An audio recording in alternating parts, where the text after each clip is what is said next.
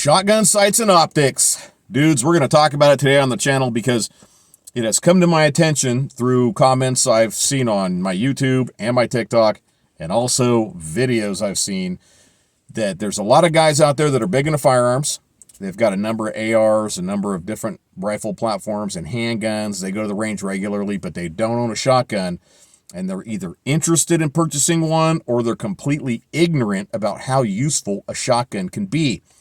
And for those of you that have followed along with the channel, you know that in my firearms preps video, if you're going to have 3 firearms to make it through the big shit at the fan that's coming down the pipe, one of them needs to be a shotgun, and you need to be proficient with it.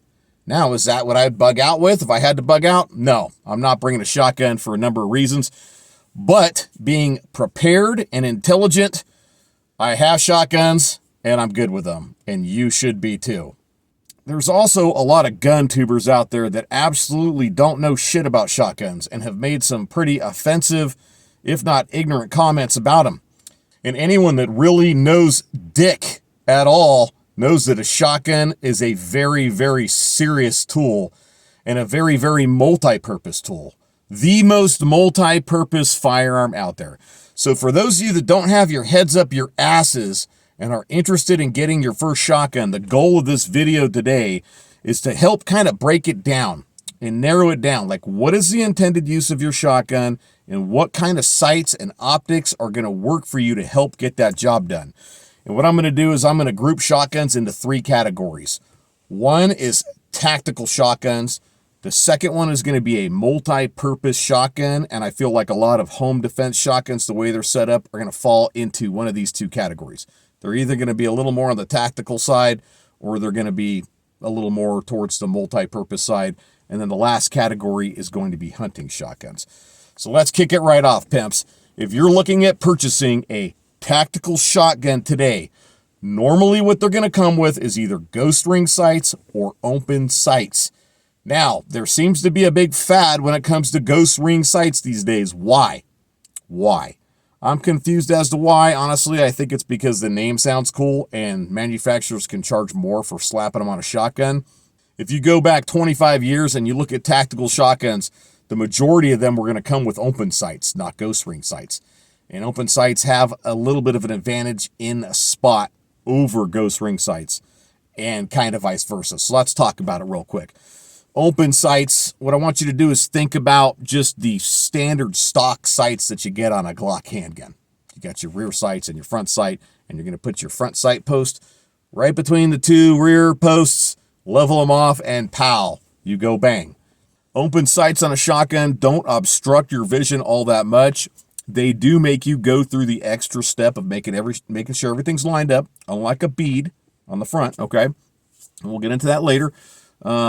But they're going to be pretty accurate when it comes to buckshot and also delivering slugs out to further ranges. Now let's talk about ghost rings. Ghost rings are also fairly easy to acquire, but part of this kind of depends on the size of that rear aperture, which is a ring, and you have a front sight that you're going to put right in the center of that ring, okay? Usually on shotguns, that ring is going to be pretty big.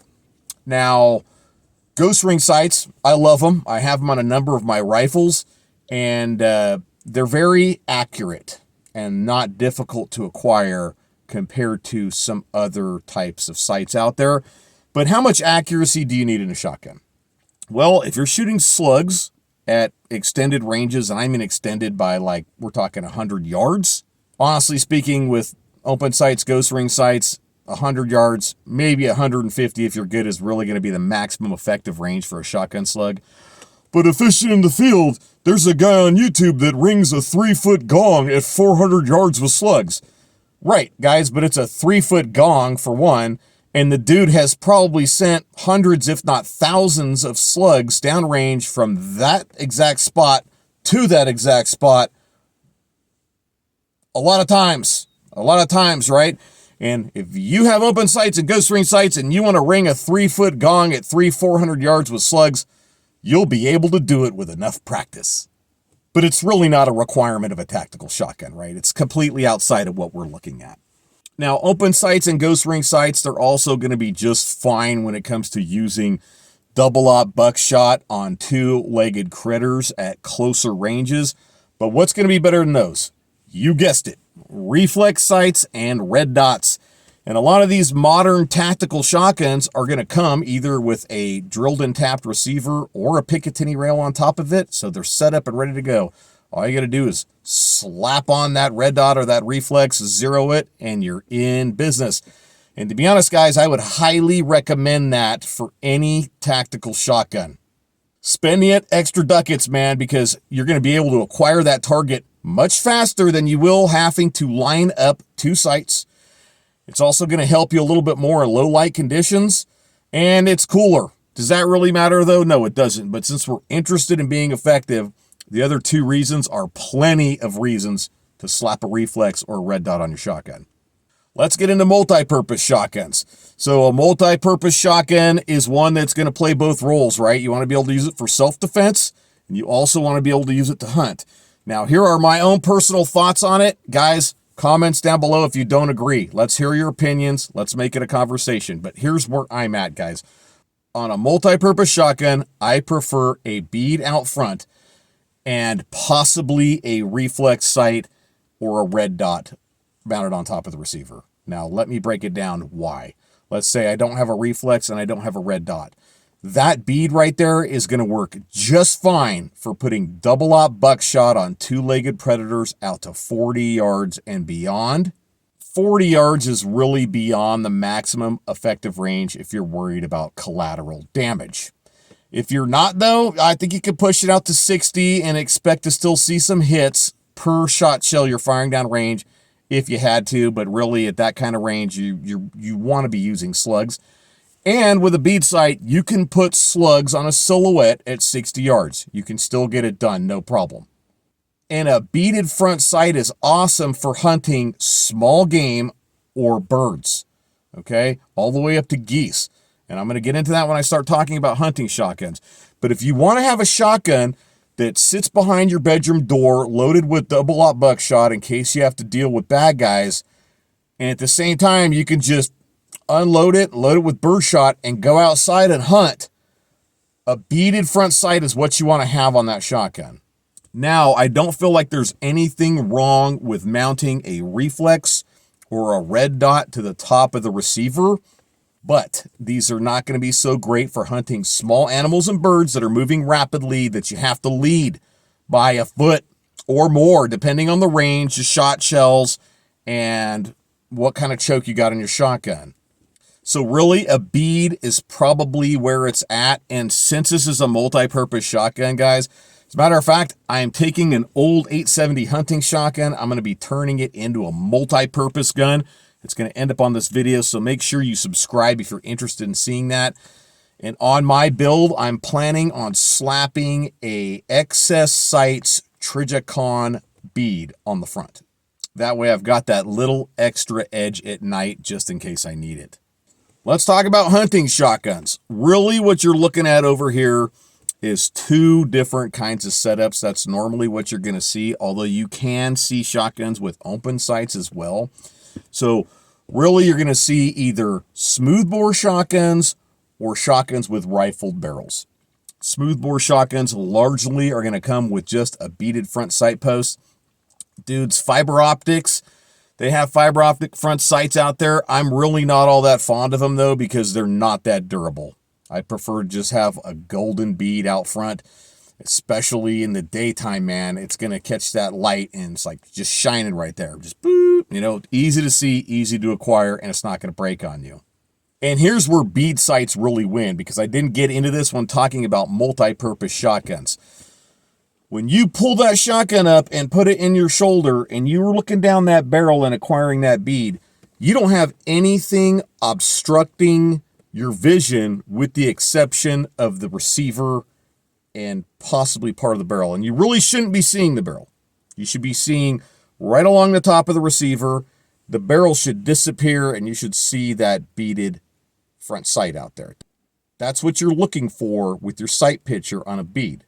Okay, so you have a little bit of obstruction with the receiver, but that's it. And when you're hunting small mammals or birds, you're going to be leading a lot of these shots, and a lot of them you're going to be leading by quite a bit of distance. Anyone that's been out there and like hunted dove or hunted jackrabbits and cottontails knows what I'm talking about.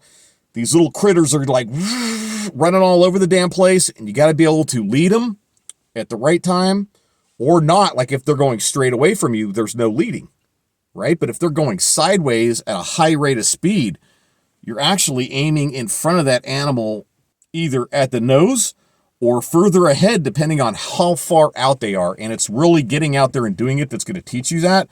It's going to be a valuable skill to learn.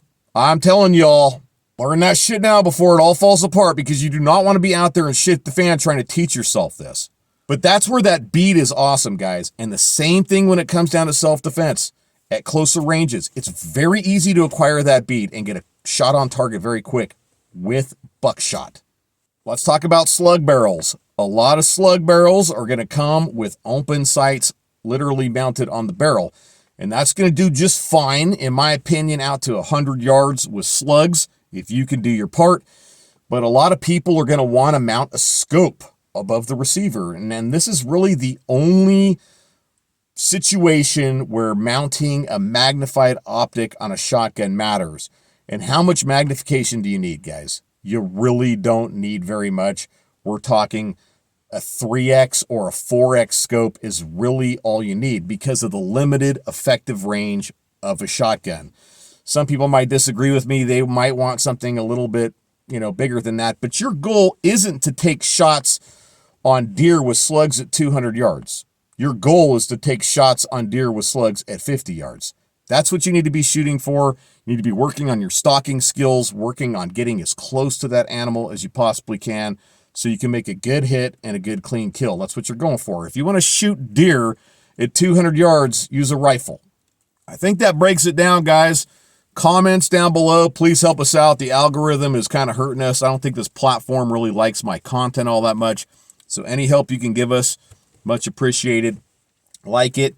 Share it with someone that has their head up their ass about shotguns, or someone interested in purchasing one and can take advantage of this information. Subscribe to the channel. Check out my Patreon link in the description if you're interested in more content. That's the only place you can get a lot of it. And I'll see you guys in the next video.